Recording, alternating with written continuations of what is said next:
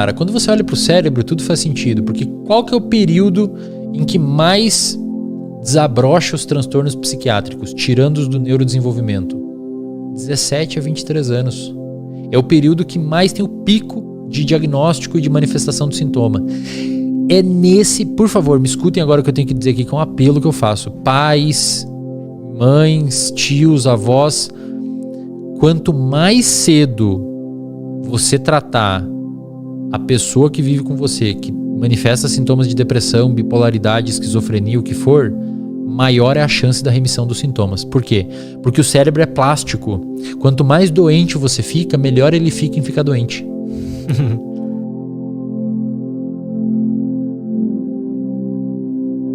Os transtornos psiquiátricos representam uma complexa interação entre fatores genéticos e ambientais. A genética não é determinista nesse contexto. Isso significa que os genes não são o único fator que determina o desenvolvimento de transtornos mentais. Um exemplo simples disso é a intolerância à lactose. Algumas pessoas nascem sem o gene que produz a enzima necessária para digerir o açúcar do leite, resultando em problemas se consumirem laticínios. Isso ilustra como um defeito genético pode ter implicações diretas na saúde, mas também mostra que não é o único fator. No caso da depressão, identificamos até hoje cerca de 44 genes que parecem interagir de maneira significativa no desenvolvimento desse transtorno. No entanto, é importante ressaltar que a depressão é resultado de múltiplos fatores que se somam. Por exemplo, algumas pessoas nascem com um polimorfismo em um gene que produz a enzima chamada monoamina oxidase A, MAOA. Este polimorfismo, que antes era conhecido como polimorfismo do guerreiro, foi associado a comportamentos agressivos em algumas pessoas. Aqueles que possuem esse polimorfismo genético podem desenvolver até mesmo transtornos de personalidade, como a psicopatia, especialmente se também foram expostos a abuso na infância. Portanto, é evidente que a expressão desses traços genéticos pode ser influenciada pelo ambiente, principalmente durante a infância. Os transtornos psiquiátricos, como a psicopatia, resultam de uma interação complexa entre fatores genéticos e experiências ambientais, destacando a importância de uma abordagem holística no estudo e tratamento dessas condições. A neuroplasticidade é um fenômeno fascinante que descreve a capacidade do cérebro de se adaptar e mudar em resposta às experiências vividas ao longo da vida.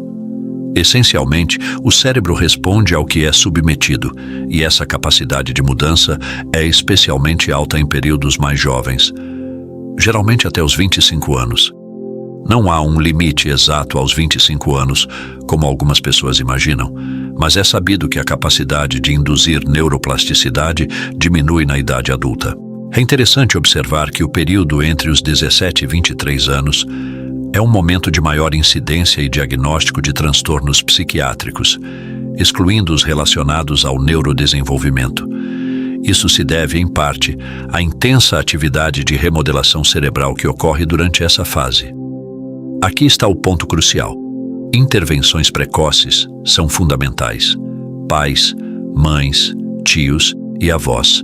Se você perceber sintomas de depressão, bipolaridade, esquizofrenia ou outros transtornos em alguém próximo, quanto mais cedo buscar tratamento, maior é a chance de remissão dos sintomas.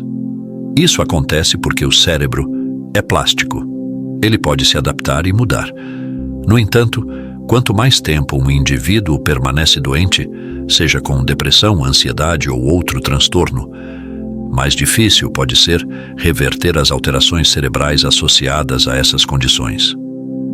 O cérebro, de certa forma, se acostuma com o estado doente.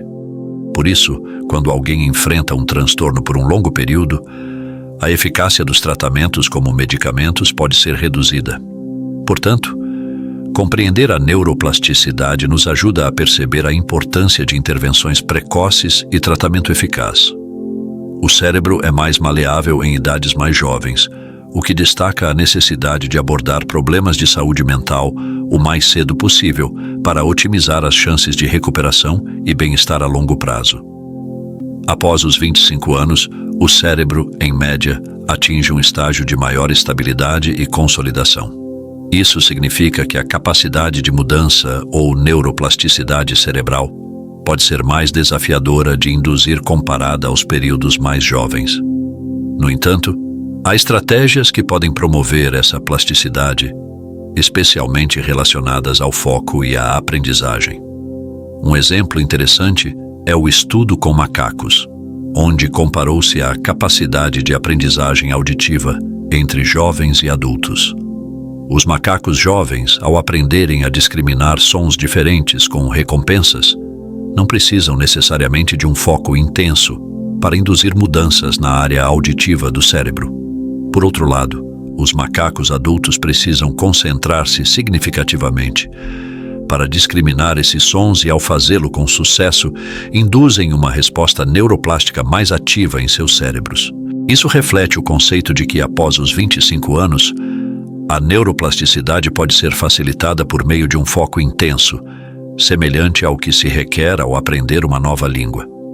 Aprender um novo idioma na idade adulta exige uma atenção concentrada às palavras e significados, o que pode levar a mudanças estruturais no cérebro.